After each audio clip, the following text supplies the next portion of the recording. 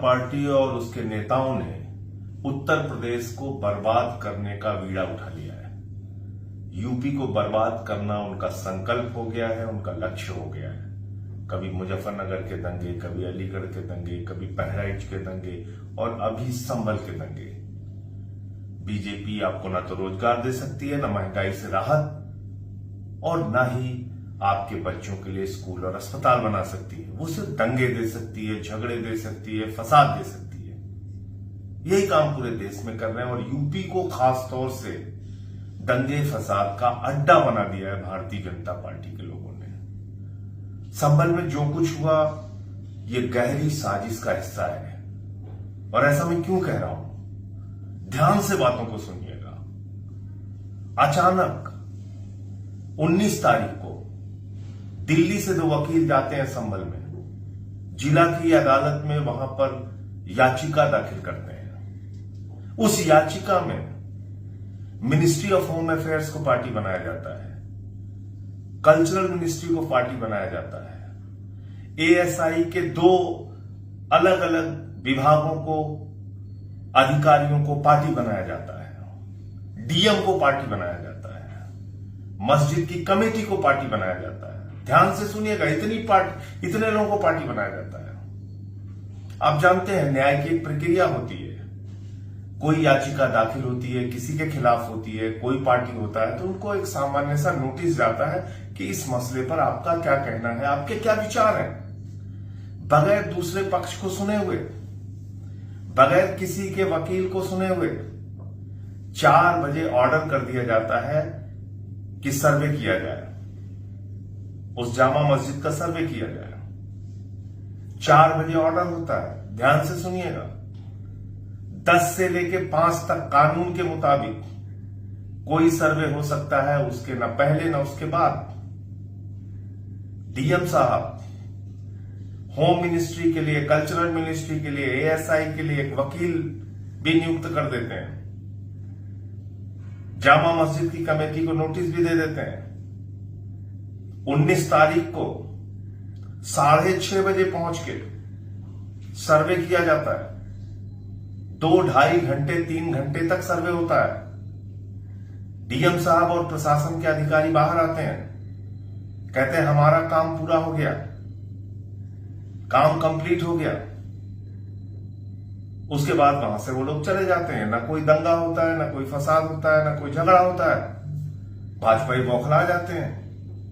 मोदी जी को लगता है, अमित शाह को लगता है, योगी जी को लगता है, बीजेपी वालों को लगता है, अरे हम तो अपने मकसद में कामयाब ही नहीं हुए, दंगा तो हुआ नहीं, फसाद तो हुआ नहीं, यूपी तो बर्बाद हुआ नहीं, कुछ आगजनी तो हुई नहीं, बहराइच में हमने कोशिश की वो फेल हो गए, संभल में भी फेल हो गए।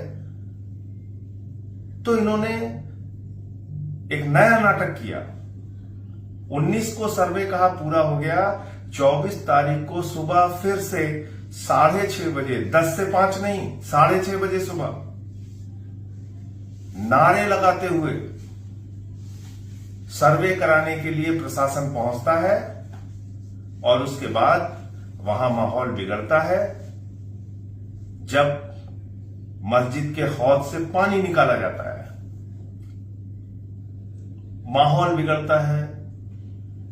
पुलिस वहां पे लाठियां चलाती है, गोली चलाती है, पथराव भी होता है दोनों तरफ से और 5 लोगों की जान चली जाती है। ये कैसे हुआ? मैं पूछना चाहता हूं, अगर 19 तारीख को सर्वे पूरा हो गया था तो 24 का सर्वे डीएम के आदेश पे कैसे हुआ?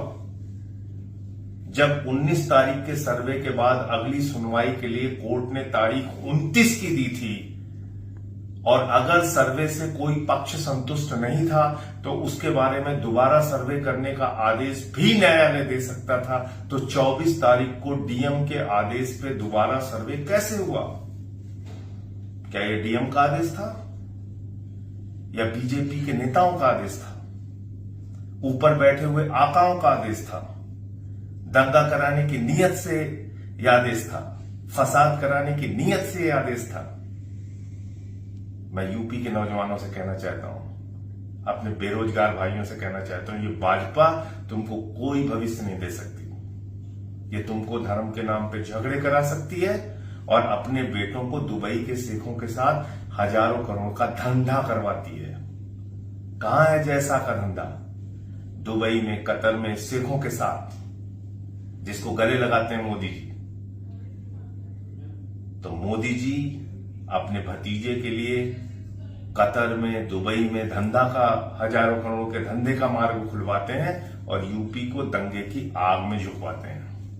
डबल इंजन की सरकार, बहराइच में जो प्रयोग फेल हो गया वो संभल में पूरा करती। जिनसे संभल नहीं संभलता वो देश क्या संभालेंगे? तो इसलिए यूपी के लोगों को जगना होगा। हिंदू, मुसलमान, सिख, ईसाई, एक एक व्यक्ति को अपने प्रदेश को बर्बाद मत होने दीजिए। आइए हम सब मिलके भाईचारे के साथ, एक साथ, एकता के साथ, शांति के साथ सरकार से सवाल पूछें अपने मुद्दों पर, रोजगार पे, स्कूल पे, अस्पताल पे, किसान के सवाल पे, महंगाई के सवाल पे। इस दंगे फसाद से हमको कुछ नहीं मिलने वाला। और मैं फिर दोहरा रहा हूं, ये भारतीय जनता पार्टी के आकाओं और बीजेपी के नेताओं की गहरी साजिश का हिस्सा है संभल का दंगा। ये पूरा प्रकरण है। अब आपको समझ में आ गया होगा कि किस तरीके से ये दोबारा सर्वे करा के दंगा कराया गया, फसाद कराया गया, गुंडागर्दी कराई गई और 5 लोगों को गोलियों से भून दिया गया। इस पूरे मामले में हाई कोर्ट की निगरानी में मामले की जांच होनी चाहिए और जो भी लोग इसके लिए दोषी हैं, चाहे वो जनता का व्यक्ति हो या पुलिस प्रशासन का व्यक्ति हो या बीजेपी के आका हो, उनका चेहरा देश के सामने आना चाहिए और उनके खिलाफ सख्त से सख्त कार्रवाई होनी चाहिए। जय हिंद।